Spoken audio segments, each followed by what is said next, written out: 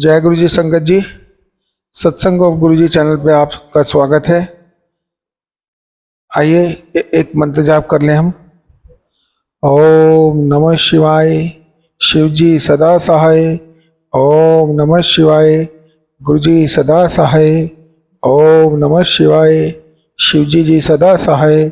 ओम नमः शिवाय, गुरु जी सदा सहाय। 1986 का एक सत्संग जो कि अंकल द्वारा मेरे पास पहुंचा है और मैं आप लोगों के साथ शेयर करने जा रहा हूं। जब वो गुरुजी के संपर्क में 1986 में आए थे, उनके भीतर एक शिव ज्योति का वास है। शिव जी की भांति गुरुजी मानवता के लिए प्रेम, एक करुणा का प्रतीक हैं। गुरुजी के समक्ष आस्था से आए हुए प्रत्येक व्यक्ति का कल्याण होता है, ऐसा अंकल ने बताया कि पूजने गुरुजी अपने अनुयायियों और परमात्मा का संदेश देते हैं। इसके अनुसार उन्होंने बताया कि ईश्वर एक है, मनुष्य की जाति के रंग भेद और आदि कोई महत्व नहीं है, सब एक समान बताया गुरुजी ने।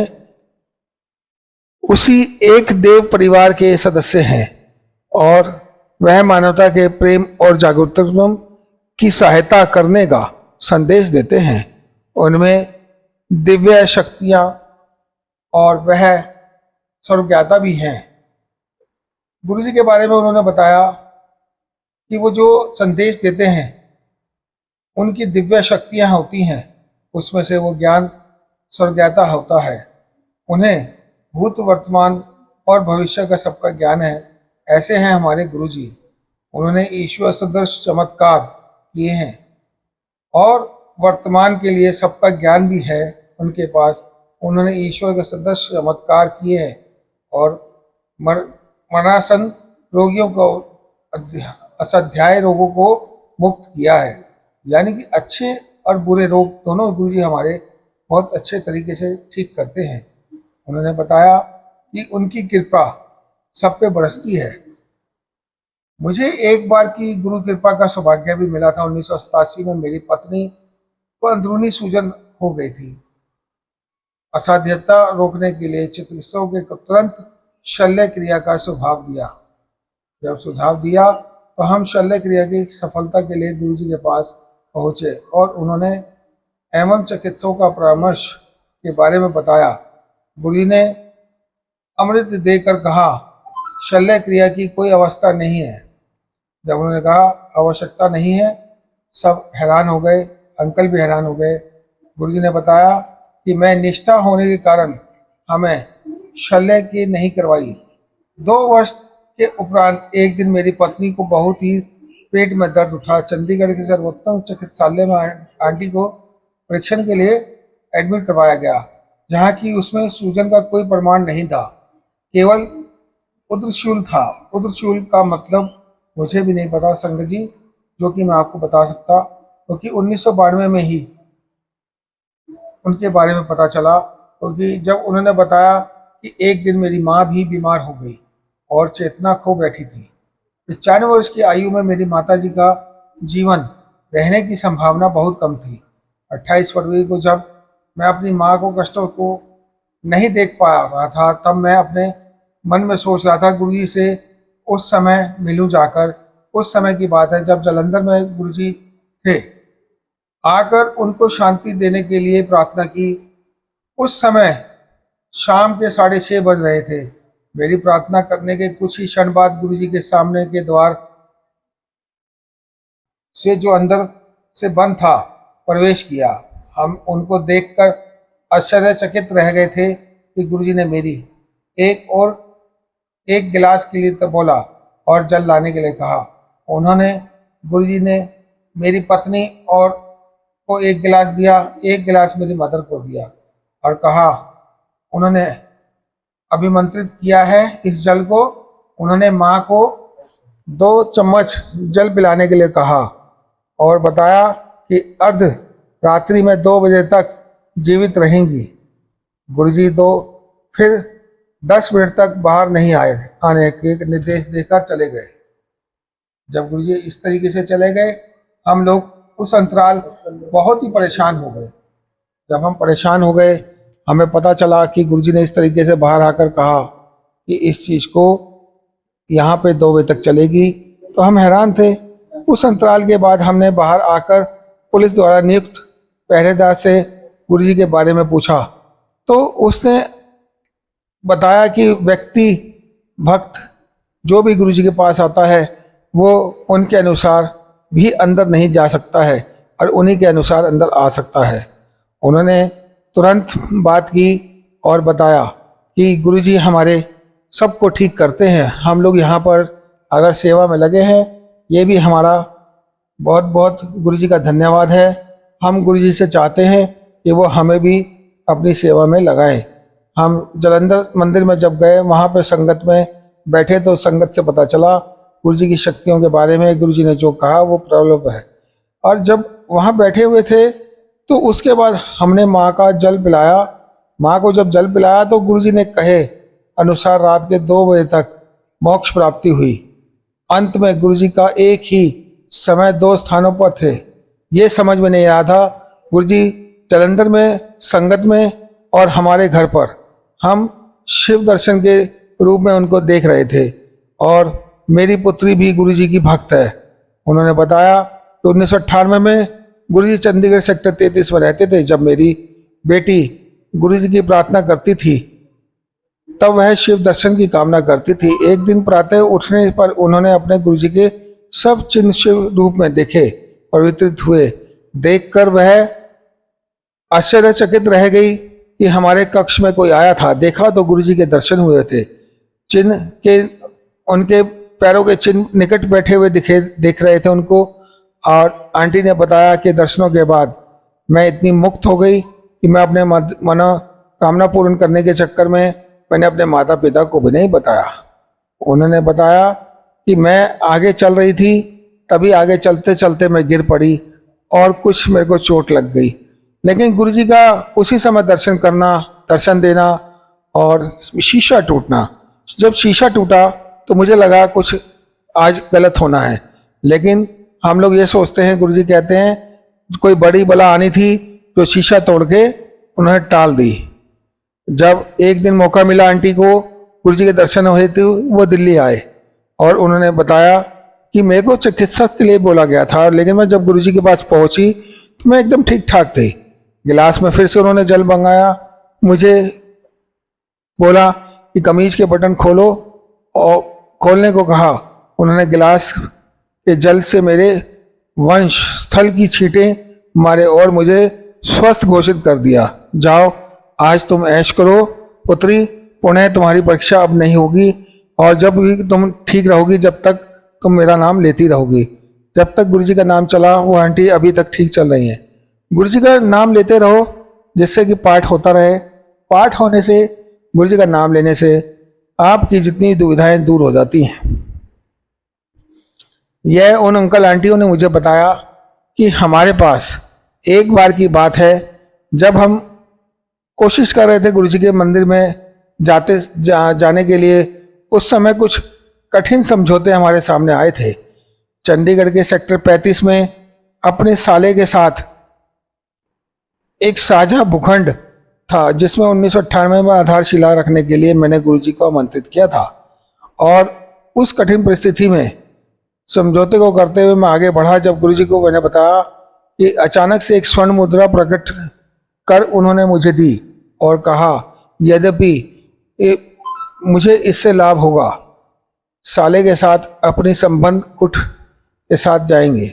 और जब मैंने उनके साथ संबंध बनाए, हम आगे चले, उस से मुझे बहुत फ़ायदा हुआ और मैं आगे चलता रहा। गुरुजी की कई चीज़ें मैंने सुनी और उन्होंने बताया कि आप एक दिन ईंधन बनाएं और ईंधन बिना यात्राएं करवाएं। 1989 में पटियाला के जनपद न्यायाधीश था, जहां गुरुजी के जालंधर से हमारे पास एक रहने के लिए आए थे। उनकी वापसी यात्रा के लिए मैंने अपनी निजी कार का भी प्रबंध चला करवाया था और गुरुजी के पास जब वो भेजा था 300 रुपये दे के भेजा था। ये सत्संग शायद मैं पहले भी आप लोगों के साथ शेयर कर चुका हूँ। इसके बारे में बताया था कि गुरुजी ने इतने दिन बैठने के बाद भी गाड़ी के अंदर पेट्रोल की कमी नहीं होने दी। और उसमें बताया गया था कि जब गुरुजी ने छोड़ा तो वो 300 रुपये उनको वो दिए और कहा जाओ ये रख लो, आगे आपको मिलेगा।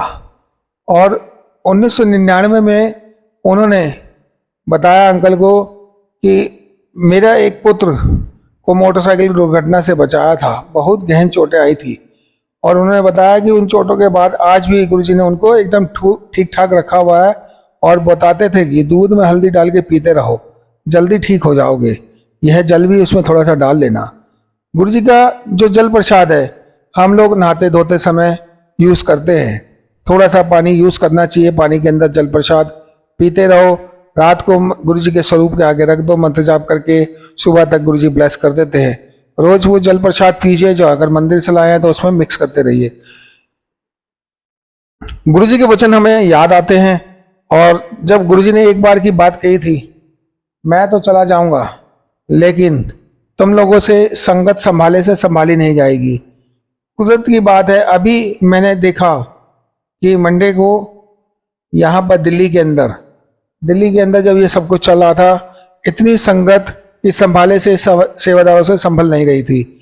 वो वाक्य मुझे याद आया, मैंने गुरुजी का शुक्राना किया। मैं कहा गुरुजी आपका एक एक वाक्य आज जाते जाते ठीक हो रहा है, और हमने आज देखा कि कितनी संगत जो आपके दर्शनों के लिए अभिलाषी थी, कुछ संगत को तो दर्शन भी नहीं हो पाए गुरुजी, और संगत वैसे ही भाग आई वहाँ से।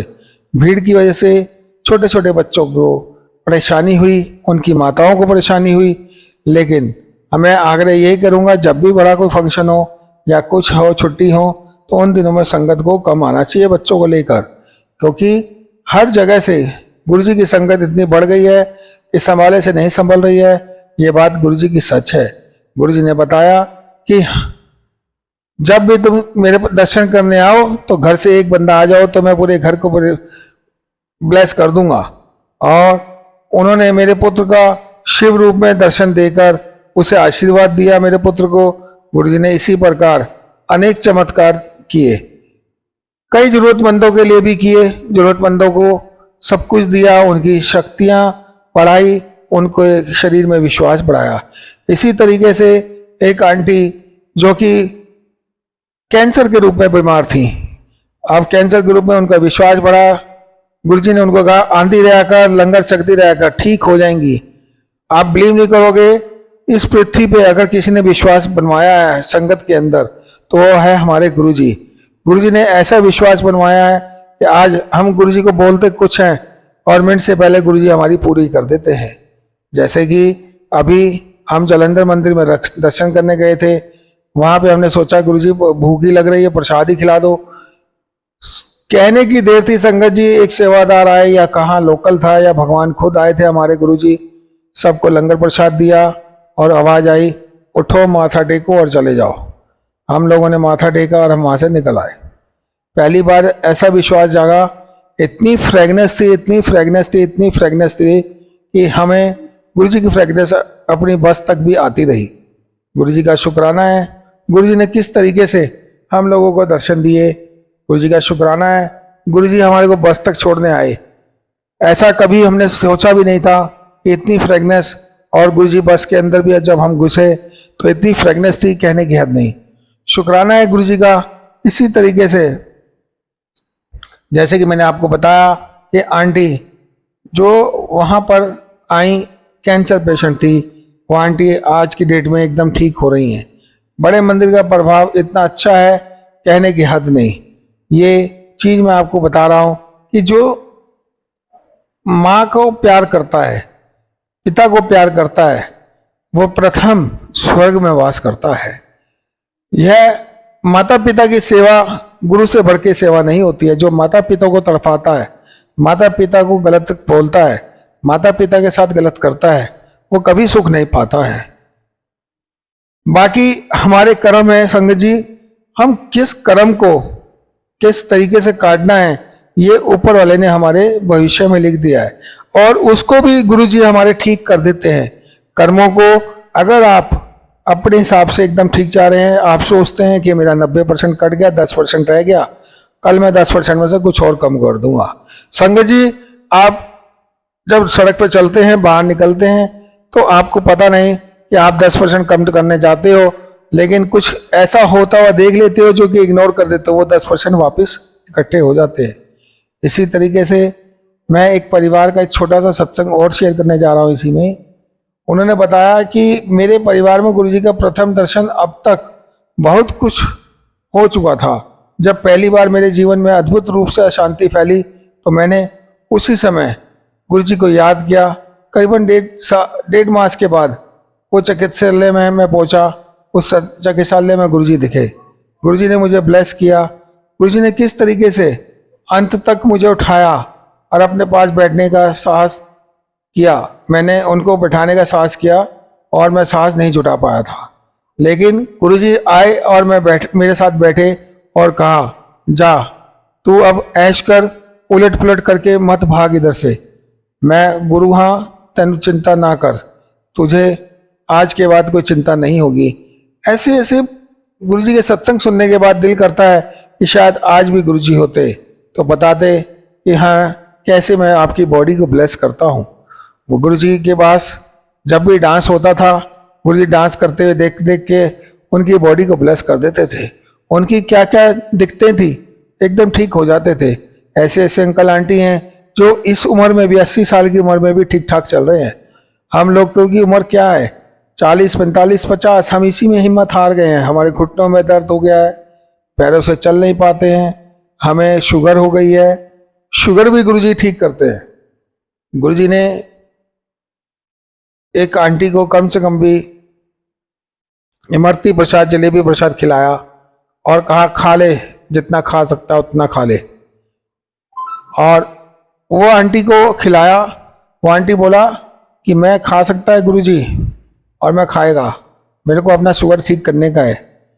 गुरुजी ने कहा जाओ, तुम्हारा शुगर ठीक हो गया है, तुम चिंता मत करो, कल सुबह तुम फिर आना और बताना मेडिकल चेकअप कराने के बाद।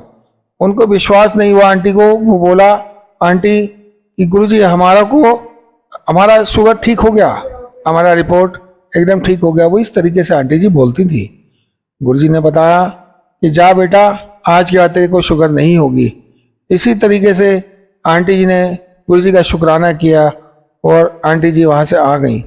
आज तक आंटी जी को शुगर की बीमारी है ही नहीं और किसी भी प्रकार की कठिनाई नहीं है। जिस प्रकार से गुरुजी का उन्होंने शुक्राना किया, मैं देख के हैरान था कि गुरुजी किस तरीके से चमत्कार करते हैं और आंटियां, अंकल, हम सभी मिलके उनका शुक्राना करते हैं। रोम रोम में बस गए हमारे गुरुजी, रोम रोम में बस गए गुरुजी हमारे। इसी तरीके से कल्याण काटते हैं गुरुजी हमारे। गुरुजी का नाम लेते रहो, मंत्र जाप करते रहो, गुरुजी का प्रसाद चखते रहो। जल प्रसाद के अंदर इतनी शक्ति है कि आप कोई भी दवाई लेते हैं, दवाई के जरिए, जल प्रसाद के जरिए आप उस जल प्रसाद से जब दवाई लेते हैं तो आपके कण कण में जल प्रसाद पहुँचता है और बीमारी ठीक होती है। इसी विश्वास के आगे चलते हुए मैं इस सत्संग को यहीं पे विराम दूंगा। जय गुरु जी, जय गुरु जी, जय गुरु जी संगत जी।